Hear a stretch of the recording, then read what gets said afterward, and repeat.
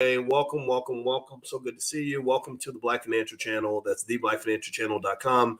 My name is Dr. Boyce Watkins. I want to say good morning to everybody, and I hope you guys are doing well. So today, what we're going to talk about is what's going on in the stock market, where money-making opportunities do exist. And also, there's this push to get workers back to the office, and it's actually affecting things like real estate and stuff like that, and workers' rights and your opportunities in the workplace. So get comfortable, buckle up your seatbelt. We're going to get started on the Black Financial Channel right now.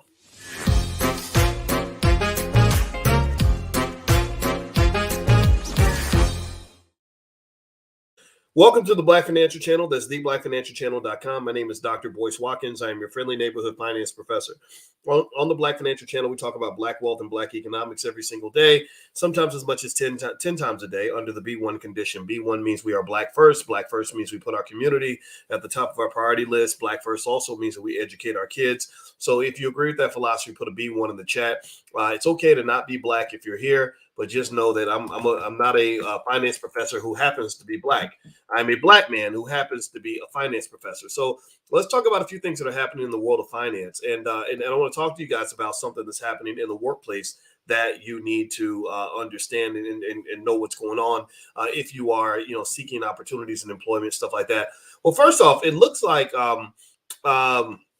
there's something where Elon Musk launched a new rocket, the Starship, and they say that it exploded. But even though it exploded, they say that the investment was a success. That I guess they knew what was going to happen, or they had some idea, or they were okay with the explosion. But that's a big deal. Starship's a big deal. It's going to push us forward in that long-term mission to get into Mars and beyond. And I think it's great because NASA kind of dropped the ball in the 1970s and really dashed a lot of hopes and hurt a lot of people's feelings, because there are people who thought back then that by now we'd be way out in outer space. They thought by now we'd be all able to live on Mars and everything else. And none of that happened because NASA just kind of let go of their responsibility.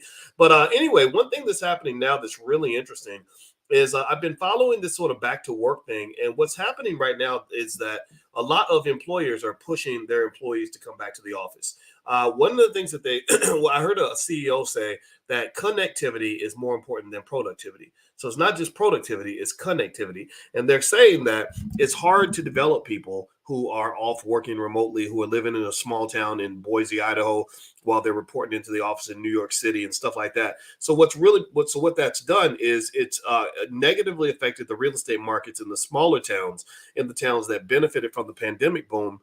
And it's also pumped up the real estate markets in the bigger cities. In places like New York City, the cost of rent's going up, the cost of real estate's going up, things like that.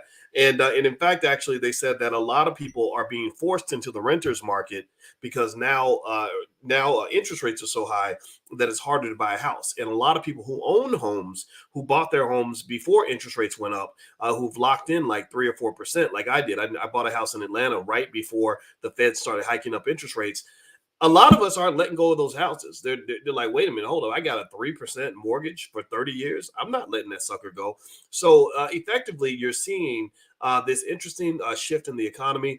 Workers, but what's funny is that even though a lot of CEOs, like the Amazon CEO, it's not Jeff Bezos, it's another guy, I can't remember his name, Andy Jassy, and Bob Iger, he demanded that everybody come back to the office. Jamie Dimon's been demanding people come back to the office. Jamie Dimon over at Chase, is it Chase or is it JP Morgan Chase? Yeah, so they're all sort of demanding people to come back to the office, but what's happening is that there are employees that are fighting back. Now you're seeing sort of a rise in unions and things like that, and worker mobilization to fight for their right to have that work-life balance. And I think it's a beautiful thing. I think it's a wonderful thing. I think that one thing that that Gen Z understands better than we understood in Gen X is the importance of that work-life balance. When I was coming up, there were people that would go get a job, and they would because they want to be successful. Maybe they're in in Wall Street or something, and they're working these 80-hour weeks or whatever. You don't have any kind of a life. I had a friend I remember who went to law school, and she was a top attorney. She was actually the president of the National Black Law Student Association, and she got her first job. And I remember how tired she was. She was exhausted because she was working nonstop, and that was just sort of the cost of admission. That's what you were expected to do. And I'm just here to tell you that I think when I was about 28, I realized that this doesn't make any sense. And because I have no problem deviating from the crowd, I've always been an outcast anyway. Well, white people don't like me that much because I'm too black. A lot of black people don't like me because I don't go along with the crowd. So I was okay with doing my own thing. And one thing I realized, I kid you not, when I was 28, was I said, it ain't supposed to be like this. You're not supposed to be at work all the time. You're not supposed to spend more time with your boss than you spend with your kids. You're not supposed to spend more time at the office than you spend in your home or with your family. Family is that is your first business. Your family is the organization and the institution where you are the CEO.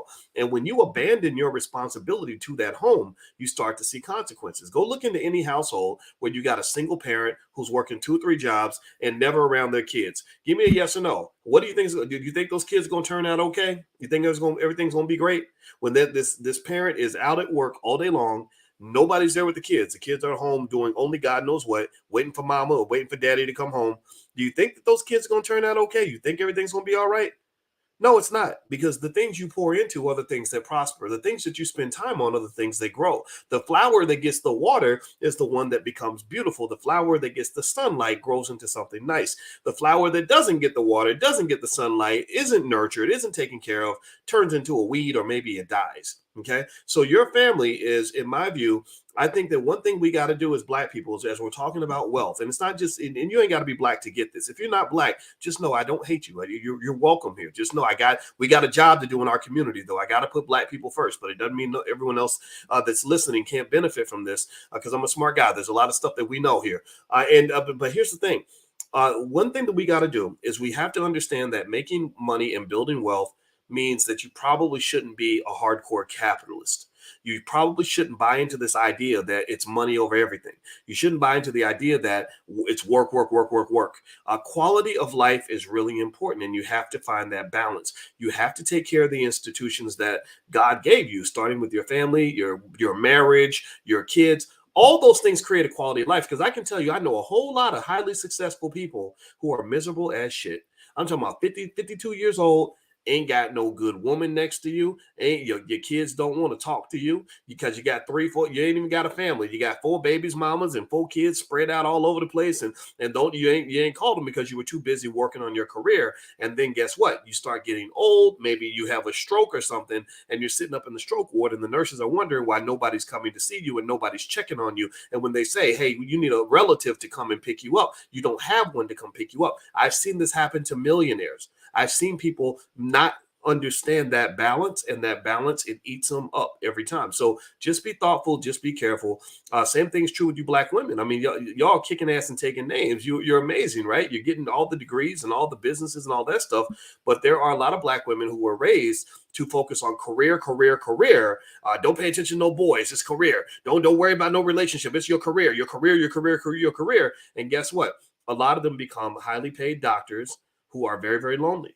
A lot of them become high flying attorneys who can't get a date, who regret not having children. A lot of them become corporate executives who turn around and realize that at 48 years old, you haven't invested in any of the things necessary to create balance in a holistic life. Give me a yes if you understand what I'm saying. So ambition is important. Working hard is important. Accomplishing things is important. The thing that Gen Z can learn from Gen X is toughness and commitment and dedication and sacrifice. Right? That's what we learned. Like I really want y'all to understand that some of this, like, lay around and do nothing and don't want to try hard and don't really want to get anything out of life.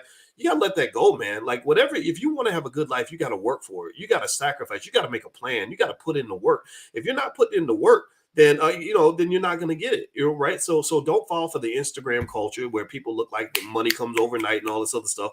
That's not how the world works. And I just want to encourage you to be smart, make a plan, figure out what makes you happy, and work your ass off in order to get it. So balance, work, play, balance. Health is wealth, mental health, physical health, all that stuff, financial health.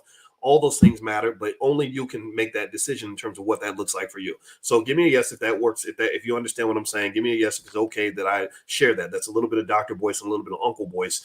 I thought I would just share that in case it helps somebody. All right, guys, I'm gonna go. Hit the thumbs up button, thumbs up, share, subscribe.